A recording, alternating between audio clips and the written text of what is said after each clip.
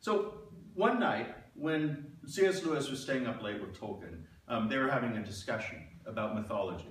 And during that discussion about mythology, C.S. Lewis wrote, the story of Christ is simply a true myth.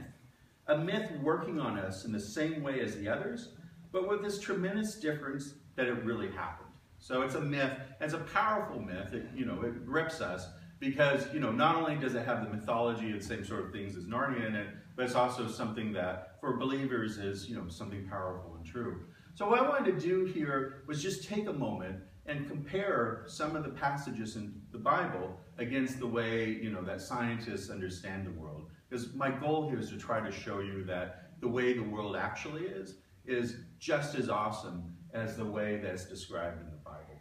So let's start with, the most famous passage from the Bible. Let's start with Genesis. Everyone knows this one, but I have to repeat it anyway for the sake of comparison. So in the biblical creation myth, it starts like this in Genesis 1. In the beginning, God created the heavens and the earth. Now the earth was formless and empty.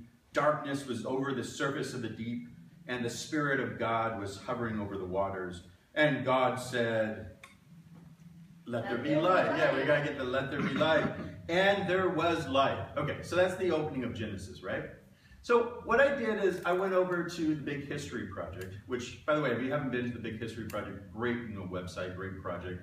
The Big History Project, I pulled out the description of the beginning of the universe from the Big History Project. I want to read that to you. Now keep in mind that with the biblical verses, we've had 2,700 years of poetry and art and all that. So it's, it has maximum impact. So this was written, a couple of years ago. But keeping that in mind, here's the description of the beginning of the universe given by the Big History Project. Try to imagine something unimaginably tiny, unimaginably dense, and unimaginably hot. Then instantaneously, bang! Space, time, and all molecular material explode in a manner far beyond what words can describe. So this is pretty dramatic. I think it's dramatic. You have the singularity before the universe existed at all, before there was space and time, and then all of a sudden you have this explosion into the universe that we see around us. So I think that holds up pretty well against the biblical account. Or let's look at another passage in the Bible. This is a favorite one, the flood, right? And here's the description of the flood from Genesis again. The Lord saw how great the wickedness of the human race had become on the earth, and that every inclination of the thoughts of the human heart was only evil all the time. The Lord regretted that he had made human beings on the earth, and his heart was deeply troubled.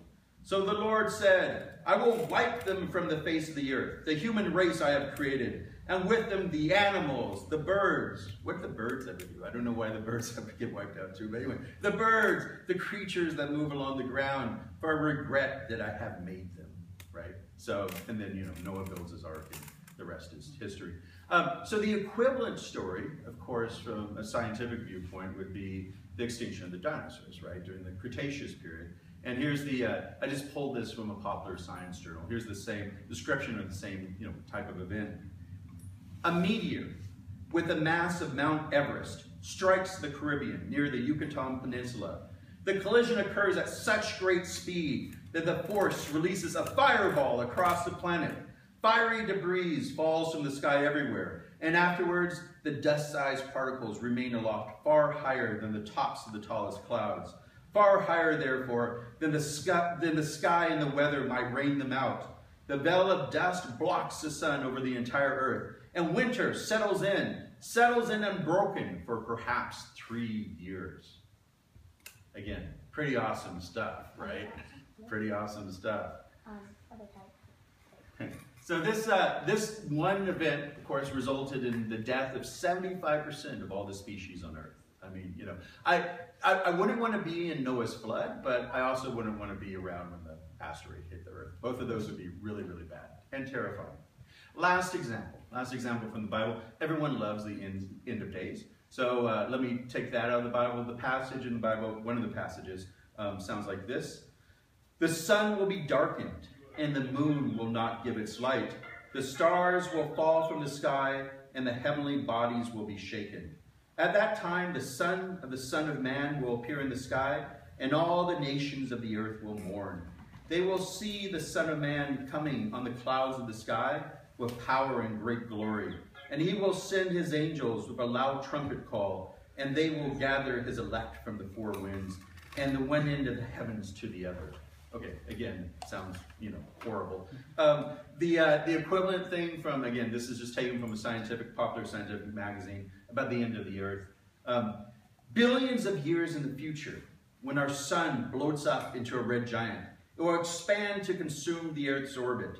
The heating sun will evaporate the earth's oceans away, and then solar radiation will blast away the hydrogen from the water. The earth will never have oceans again. It will eventually become molten. So that sounds pretty bad.